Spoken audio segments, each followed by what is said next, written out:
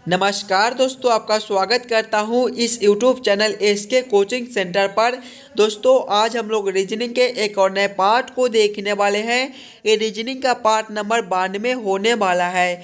अगर आप इससे पहले वाले पार्ट नहीं देखे होंगे मेरे भाई, तो जाकर देख लीजिएगा। इस पार्ट के अंदर आज हम लोग रीजनिंग के 15 महत्वपूर्ण प्रश्न को देखने वाले हैं, जो कि आपको आने वाले आगामी सभी परीक्षाओं के लिए महत्वपूर्ण है। आप किसी भी एग्जाम की तैयारी कर रहे हो, ये सारे प्रश्न जो है वो आपको आने वाले आगामी सभी परीक्षाओं के लिए महत्वपूर्ण है। सभी प्रश्न आपको अलग अलग पार्ट से लिए गए प्रश्न है। कुछ इसी प्रकार के प्रश्न आपको सभी एग्जाम में पूछे जाते हैं, तो आप हमारे साथ अंत तक जरूर बने रहिएगा। चलिए हम लोग एक नंबर क्वेश्चन की ओर चलते हैं। क्वेश्चन नंबर 1 आपको कह रहा है, नीचे दिए गए प्रश्न में संबंधित शब्द को चुनिए। संबंधित शब्द चुनने के लिए बोला जा रहा है। प्रश्न आपको कह रहा है, जिस प्रकार से रात का संबंध सितारे के साथ है, उसी प्रकार से आप लोगों से पूछ रहा है दिन का संबंध कौन सा शब्द के साथ होगा, जो इस वाले क्वेश्चन मार्क पे भरे जाएंगे। एनालॉजी के प्रश्न है, और जब भी आपको इस प्रकार के एनालॉजी के प्रश्न देखने को मिले, तो सबसे पहले आप लोग यह समझने की कोशिश कीजिएगा, रात से आपका सितारे किस प्रकार से संबंधित है। रात से सितारा आपका किस प्रकार से लिखा जाता है, उसी प्रकार से हम लोग सोचेंगे दिन से हमारा कौन सा शब्द बनेगा, जो इस वाले क्वेश्चन मार्क पे भरे जाएंगे। ध्यान से देखिएगा मेरे भाई। तो देखिए, रात में आसमान की ओर देखने पर आपको सितारे दिखाई देते हैं। उसी प्रकार से अगर हम लोग देखेंगे, तो दिन में जब हम लोग आसमान की ओर देखते हैं, तो हमें सूर्य दिखाई देते हैं। सूर्य आपका कौन सा ऑप्शन में है? ऑप्शन नंबर ए में दिया गया है, जो कि आपके सही उत्तर हो जाएंगे। इस वाले क्वेश्चन मार्क पे आपका सूर्य भरा जाएगा। जिस प्रकार से रात में आसमान की ओर देखने पर सितारे दिखाई देते हैं, उसी प्रकार से दिन में आसमान की ओर देखने पर आपको सूर्य दिखाई देंगे। चलिए अगले प्रश्न की ओर हम लोग चलेंगे, क्वेश्चन नंबर 2 की ओर। ये रहा क्वेश्चन नंबर 2। क्वेश्चन नंबर 2 आपको कह रहा है, दिए गए श्रृंखला को पूरा करें। श्रृंखला सीरीज से रिलेटेड क्वेश्चन आपका एक श्रृंखला सीरीज दिया गया है, और यहाँ पर क्वेश्चन मार्क है। इन्हीं क्वेश्चन मार्क पे कौन सी संख्या भरी जाएगी, ये आप लोगों से पूछ रहे। ये भी आपके लिए काफ़ी महत्वपूर्ण प्रश्न है। इस प्रकार के भी प्रश्न आपको सभी एग्जाम में पूछे जाते हैं, और जब भी आपको इस प्रकार के श्रृंखला सीरीज से रिलेटेड क्वेश्चन देखने को मिले, तो सबसे पहले हम लोग श्रृंखला को ध्यान से देखेंगे और समझने की कोशिश करेंगे हमारा किस प्रकार का श्रृंखला दिया गया है, इसे हम लोग कैसे जल्द से जल्द सॉल्व कर सकते हैं। पहले हम लोग श्रृंखला को देखेंगे, तो देखिएगा 11 से आपका 13 लिखा हुआ है। 13 के बाद मेरे भाई आपका 17 है। 17 के बाद आपका 19 है। 19 के आगे आपका 23 है। 23 के आगे आपका 25 है, और इसके आगे आपका क्वेश्चन मार्क दिया गया है। ध्यान से देखिएगा श्रृंखला को। तो श्रृंखला आपका जो है वो ऊपर की ओर बढ़ रहा है। जब भी हमें इस प्रकार के श्रृंखला देखने को मिले, तो पहले हम लोग अंतर को देखेंगे। देखिएगा, 11 से 13 है, +2 का अंतर हो जाएगा। 13 से 17 है, +4 का अंतर है। 17 से 19 है, +2 का अंतर है। 19 से 23 है, +4 का अंतर है। 23 से 25 है, +2 का अंतर है, और 25 के बाद आपका क्वेश्चन मार्क दिया गया है। अंतर को देखिएगा, +2 का है, +4 का है, फिर से +2 का है, +4 का है, फिर से आपका +2 का, यानी कि एक बार +2 करता है तो एक बार +4 करता है। यहाँ पर आपका +2 का है, तो अगले अंतर मेरे भाई आपके +4 के हो जाएंगे। यानी कि जब हम लोग 25 + 4 करेंगे, तो आपके कितने हो जाएंगे? 29 हो जाएंगे। 29 कौन सा ऑप्शन में है? देखिएगा, ऑप्शन नंबर सी में दिया गया है, जो कि आपके सही उत्तर हो जाएंगे। इस वाले क्वेश्चन मार्क पे आपका 29 भरा जाएगा। चलिए अगले प्रश्न की ओर हम लोग चलेंगे, क्वेश्चन नंबर 3 की ओर।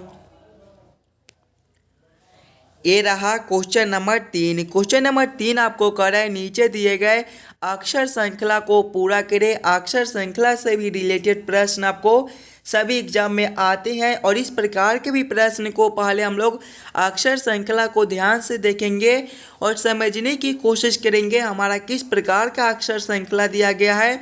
इसे हम लोग कैसे जल्द से जल्द सॉल्व कर सकते हैं। अगर आप लोग एक बार अक्षर श्रृंखला को समझ जाइएगा तो ऐसे प्रश्न को आप लोग एकदम आसानी के साथ सॉल्व कर पाइएगा। अक्षर श्रृंखला को देखिएगा तो पहले आपका मेरे भाई ए लिखा हुआ है, ए के आगे आपका ई है, ई के आगे आपका जे है, जे के आगे आपका एन दिया गया है, एन के आगे आपका एस है, इसके आगे आपका डब्लू दिया गया है और डब्लू के आगे आपका क्वेश्चन मार्क है। ध्यान से देखिएगा, ए से आपका ई दिया गया है। अगर हम लोग ए बी सी डी के क्रमानुसार देखेंगे तो ए आपके पहले नंबर पर आते हैं और ये आपके 5वें पर आता है, इसमें आपके +4 हो जाएंगे। आगे देखिएगा, ई से आपका जे लिखा हुआ है, ई आपके 5वें पर होते हैं और जे आपके 10वें पर होते हैं, इसमें आपका +5 है।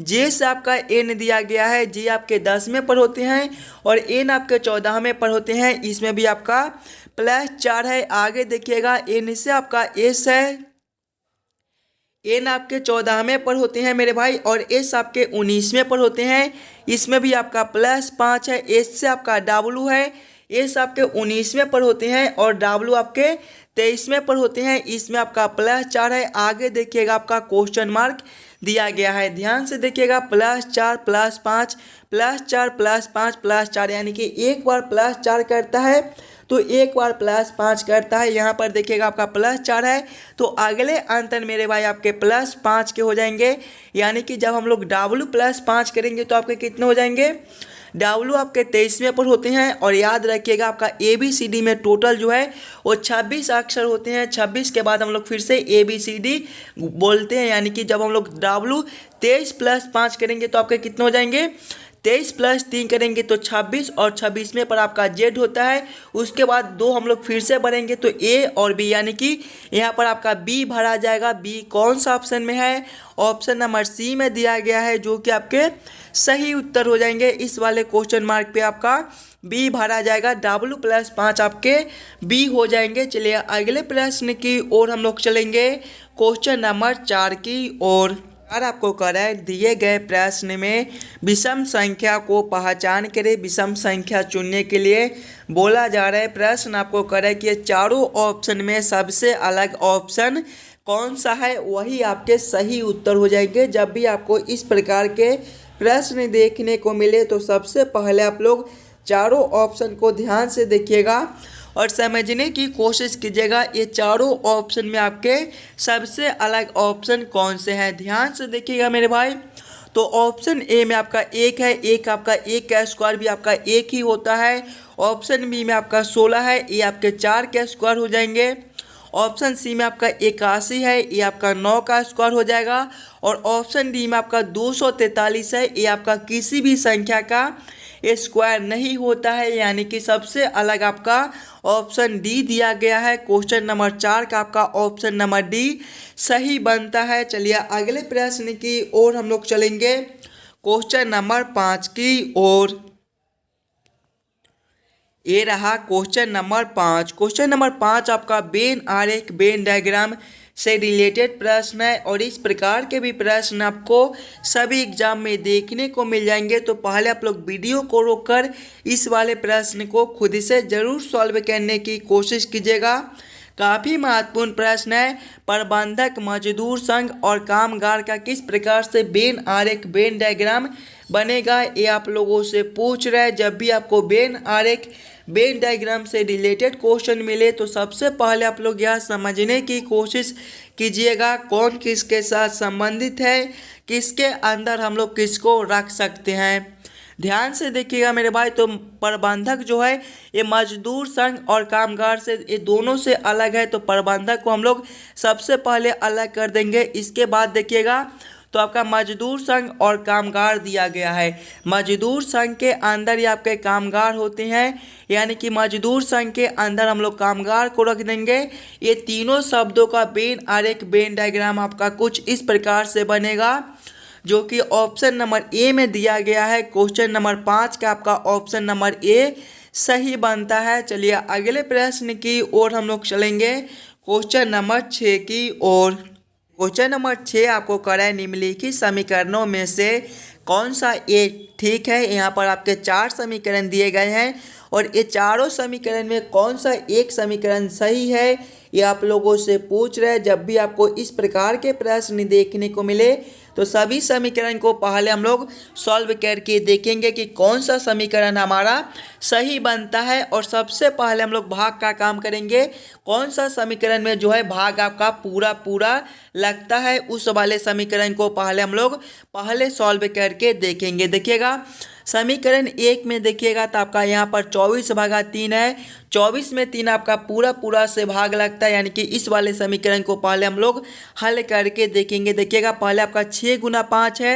6 × 5 हम लोग करेंगे तो आपका 30 हो जाएगा, माइनस करेंगे 24/3 करेंगे तो आपके 8 हो जाएंगे, प्लस करेंगे 1। देखिएगा 30 - 8 मेरे भाई आपके कितने हो जाएंगे 22। 22 + 1 करेंगे तो आपका 23 हो जाएगा। यहाँ पर आपका 23 दिया गया है, यानी कि समीकरण 1 ही आपका सही बनता है। क्वेश्चन नंबर 6 का आपका ऑप्शन नंबर ए ही सही हो जाएगा। चलिए अगले प्रश्न की ओर हम लोग चलेंगे, क्वेश्चन नंबर 7 की ओर। ये रहा क्वेश्चन नंबर 7। क्वेश्चन नंबर 7 आपको कर रहा है नीचे दिए गए प्रश्न आकृति कौन सा उत्तर आकृति में निहित है ये आप लोगों से पूछ रहा है। यहाँ पर आपको एक प्रश्न आकृति दिया गया है, कुछ इस प्रकार से मेरे भाई आपके प्रश्न आकृति है और इस प्रकार के प्रश्न आकृति कौन सा उत्तर आकृति में दिया गया है ये आप लोगों से पूछ रहे हैं। सबसे पहले आप लोग प्रश्न आकृति को ध्यान से देखिएगा। देखिए मेरे भाई आपके कुछ इस प्रकार का प्रश्न आकृति दिया गया है। देखिएगा इस प्रकार का प्रश्न आकृति कौन सा उत्तर आकृति में है, ध्यान से देखिएगा ऑप्शन नंबर डी में मेरे भाई। तो देखिए आपका इस प्रकार का जो है वो प्रश्न आकृति ऑप्शन नंबर डी में जो है दिया गया है, यानी कि क्वेश्चन नंबर 7 का आपका ऑप्शन नंबर बी जो है वो सही बन जाएगा। इस प्रकार के प्रश्न आकृति आपके ऑप्शन नंबर बी में दिए गए हैं। क्वेश्चन नंबर 7 का आपका ऑप्शन नंबर बी जो है वो सही हो जाएगा। चलिए अगले प्रश्न की ओर हम लोग चलेंगे, क्वेश्चन नंबर 8 की ओर। ये रहा क्वेश्चन नंबर 8। क्वेश्चन नंबर 8 आपको कराए दिए गए प्रश्न में लुप्त संख्या ज्ञात करें। मिसिंग नंबर से रिलेटेड क्वेश्चन आपका यहाँ पर क्वेश्चन मार्क है और इन्हीं क्वेश्चन मार्क पे कौन सी संख्या भरी जाएगी ये आप लोगों से पूछ रहे हैं। ये भी आपके लिए काफ़ी महत्वपूर्ण प्रश्न है। इस प्रकार के भी मिसिंग नंबर से रिलेटेड क्वेश्चन आपको सभी एग्जाम में देखने को मिल जाएंगे। तो पहले आप लोग वीडियो को रोककर खुद से ज़रूर सॉल्व करने की कोशिश कीजिएगा। इस वाले पार्ट में आपको जितने भी क्वेश्चन कराए जाएंगे वो सारे क्वेश्चन आपको आने वाले आगामी सभी परीक्षाओं के लिए काफ़ी महत्वपूर्ण होने वाला है। जब भी आपको इस प्रकार के मिसिंग नंबर से रिलेटेड क्वेश्चन देखने को मिले तो सबसे पहले हम लोग क्वेश्चन को पैटर्न को समझने की कोशिश करेंगे। ध्यान से देखिएगा आपका यहाँ पर क्वेश्चन मार्क है, यानी कि इस वाले प्रश्न को हम लोग इस प्रकार से सोच सकते हैं कि 8 और 34 से 21 कैसे लिख रहा है, उसी प्रकार से हम लोग सोचेंगे 27 और 35 से आपका कौन सा संख्या बनेगा जो इस वाले क्वेश्चन मार्क पे भरे जाएंगे। ध्यान से देखिएगा 8 और 34 हम लोग 21 किस प्रकार से ला सकते हैं। अगर ये दोनों संख्याओं को हम लोग आपस में जोड़ ले, यानी कि 8 + 34 करेंगे मेरे भाई तो आपके कितने हो जाएंगे 42 हो जाएंगे। और 42 से 21 लाने के लिए हम लोग क्या कर सकते हैं, 42 में अगर 2 से भाग कर देंगे ऊपर से तो आपका 21 बन जाएगा। 21 आपका यहाँ पर लिखा हुआ है। वही सेम अगर हम लोग इसमें करेंगे, पहले दोनों संख्या को आपस में जोड़ लेते हैं।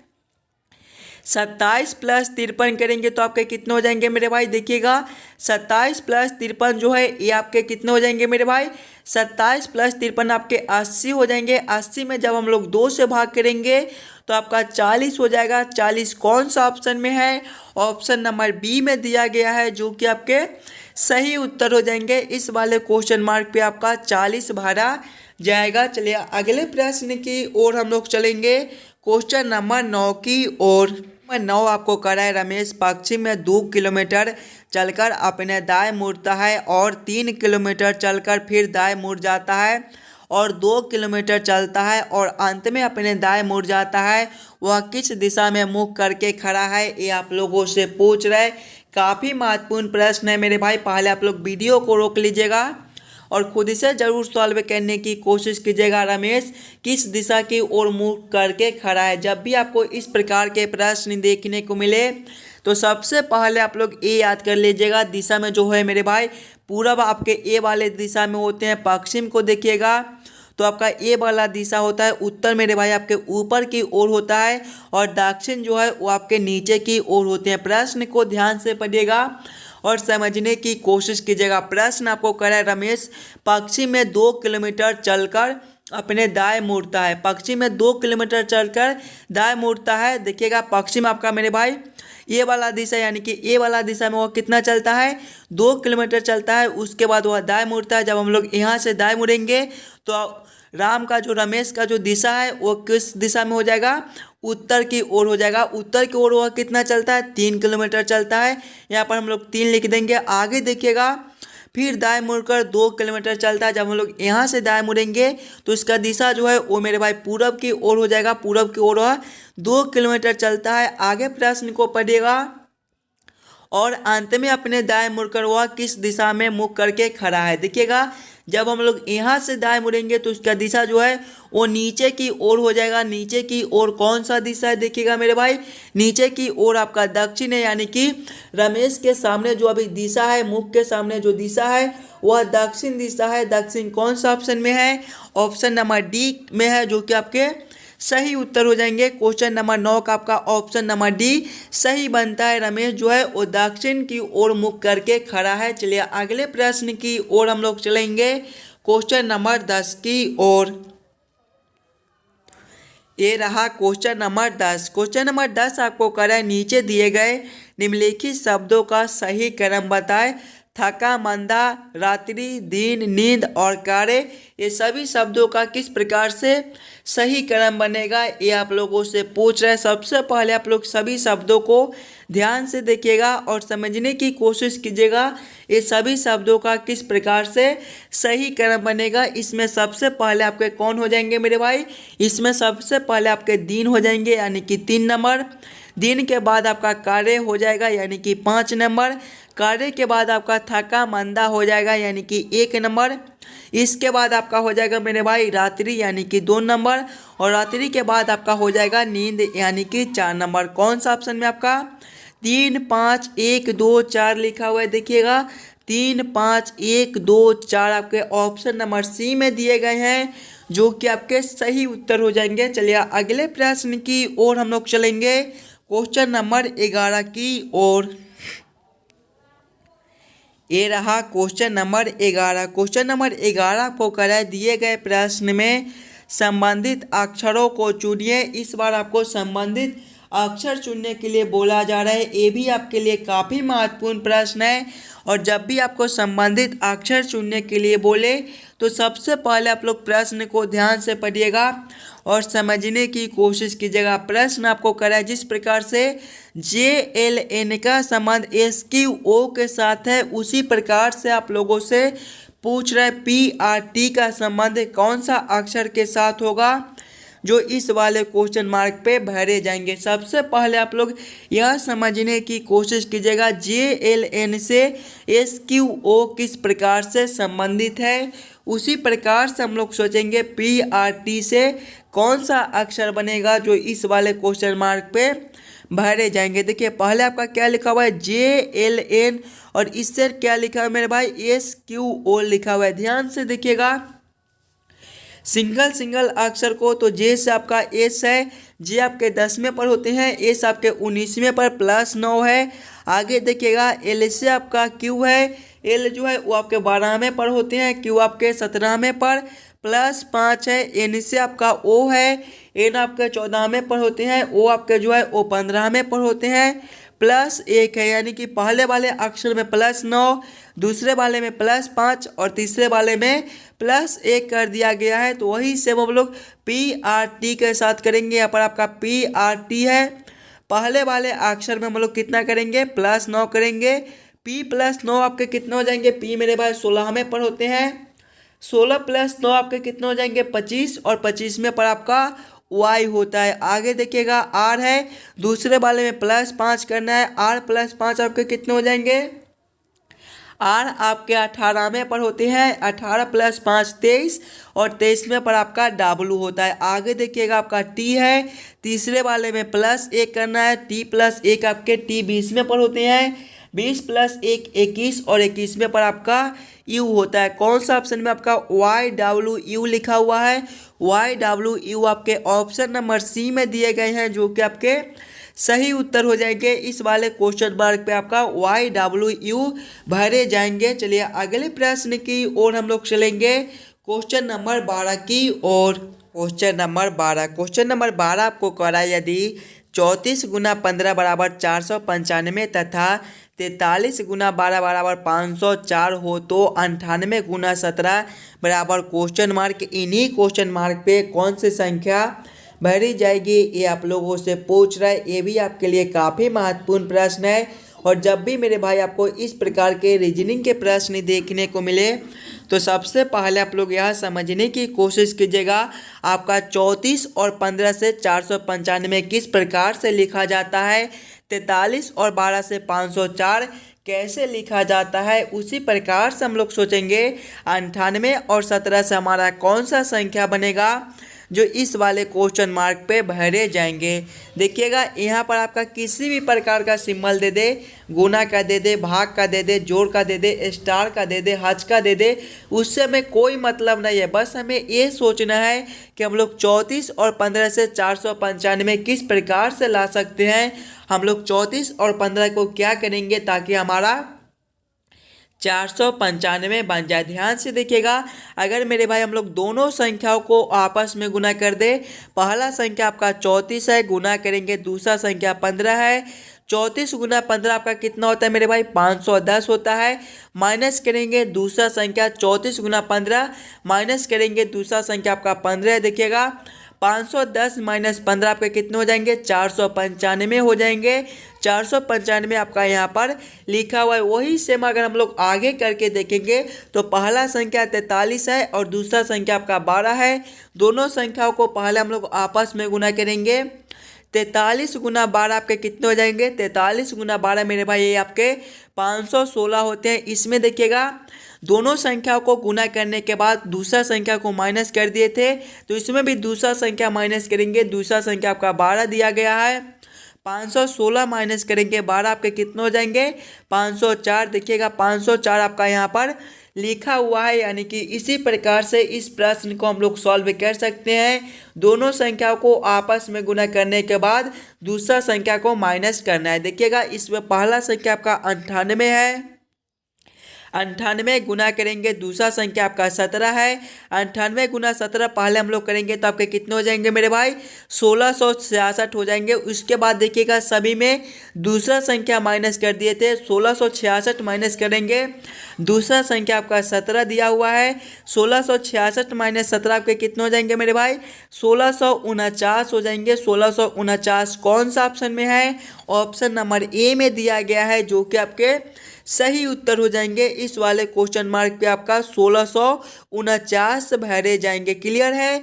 चलिए अगले प्रश्न की ओर हम लोग चलेंगे, क्वेश्चन नंबर 13 की ओर। क्वेश्चन नंबर 13 आपको करा है, नीचे दिए गए प्रश्न में विषम अक्षरों को पहचान करें। विषम अक्षर चुनने के लिए बोला जा रहा है और इस वाले प्रश्न को हम लोग अगले पार्ट में भी सॉल्व किए थे और कुछ बच्चे जो थे वो बता रहे थे सर ये वाले प्रश्न हमें समझ नहीं आया, इसलिए हम लोग इस वाले क्वेश्चन को फिर से लिए हैं। जितने बच्चे समझ गए होंगे इस वाले प्रश्न को खुद से सॉल्व करने की कोशिश कीजिएगा। देखिए एकदम आसान सा प्रश्न है।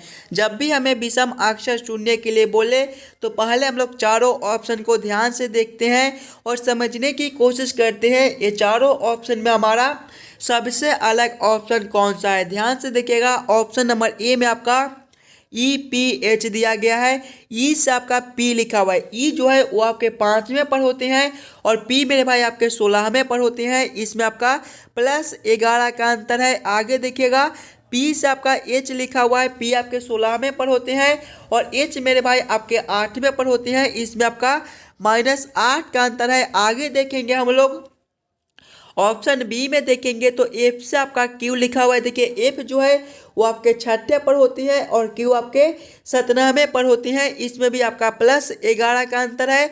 और क्यू से आपका आई लिखा हुआ है। देखिए क्यू आपके 17वें पर होते हैं और आई जो है वो आपके मेरे भाई 9वें पर होती है। इसमें भी आपका -8 का अंतर है। आगे देखिएगा एच से आपका एस लिखा हुआ है। एच आपके जो है 8वें पर होते हैं, एस आपके 19वें पर होते हैं, +11 का अंतर है। आगे देखिएगा एच से आपका के लिखा हुआ है। एस जो है वो आपके 19वें पर और के आपके मेरे भाई 11वें पर होते हैं। इसमें भी आपका -8 का अंतर है। ऑप्शन डी में देखिएगा तो के से आपका डब्ल्यू लिखा हुआ है। के जो है वो आपके 11वें पर होते हैं और डब्ल्यू मेरे भाई आपके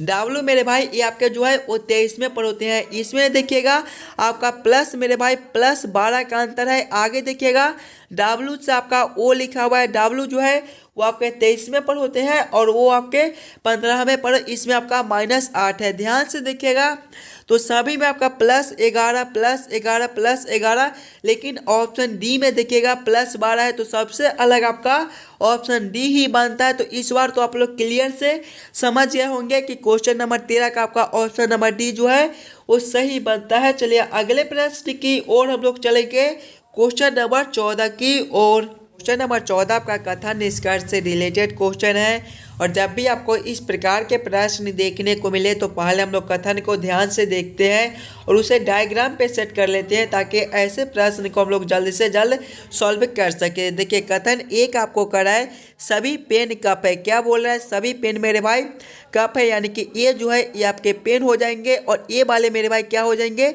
ये जो है ये आपके कप हो जाएंगे। अगले कथन को पढ़िएगा ध्यान से। कथन 2 आपको करा है सभी गिलास क्या है? कप है, यानी कि ये वाले जो है मेरे भाई यहाँ से लेकर यहाँ तक ये आपके क्या हो जाएंगे?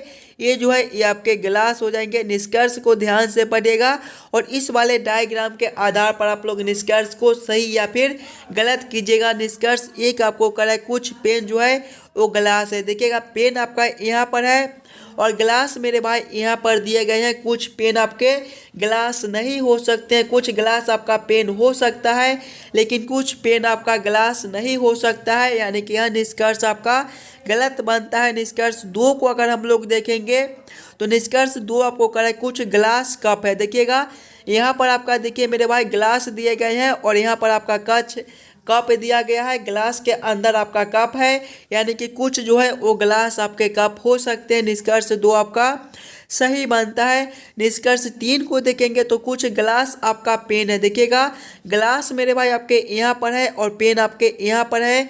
कुछ गिलास आपके पेन नहीं हो सकते हैं, ये भी निष्कर्ष आपका गलत बनता है। क्वेश्चन नंबर 14 का केवल आपका ऑप्शन नंबर 2 जो है कुछ गिलास कप है ये आपके सही होते हैं। केवल निष्कर्ष 2 को कौन सा ऑप्शन में सही किया गया है? ऑप्शन सी में देखिएगा केवल निष्कर्ष 2 सही है, यानी कि क्वेश्चन नंबर 14 का आपका ऑप्शन नंबर सी सही बनता है। चलिए अगले प्रश्न की ओर हम लोग चलेंगे, क्वेश्चन नंबर 15 की ओर। ये रहा क्वेश्चन नंबर 15। क्वेश्चन नंबर 15 आपको करा है नीचे दिए गए प्रश्न आकृति का दर्पण प्रतिबिंब ज्ञात करें। ये वाले जो प्रश्न है मेरे भाई ये वाले प्रश्न आपके होमवर्क के तौर पे छोड़े जाते हैं।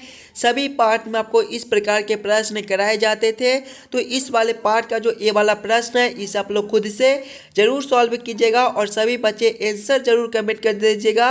और हाँ, आज के भी प्रश्न में आपको कहीं पर भी कोई दिक्कत आ जाए तो हमें आंसर कमेंट कीजिएगा। अगले पार्ट में हम लोग उस वाले क्वेश्चन को फिर से देखेंगे। चलिए मिलते हैं आपसे अगले वीडियो में। धन्यवाद।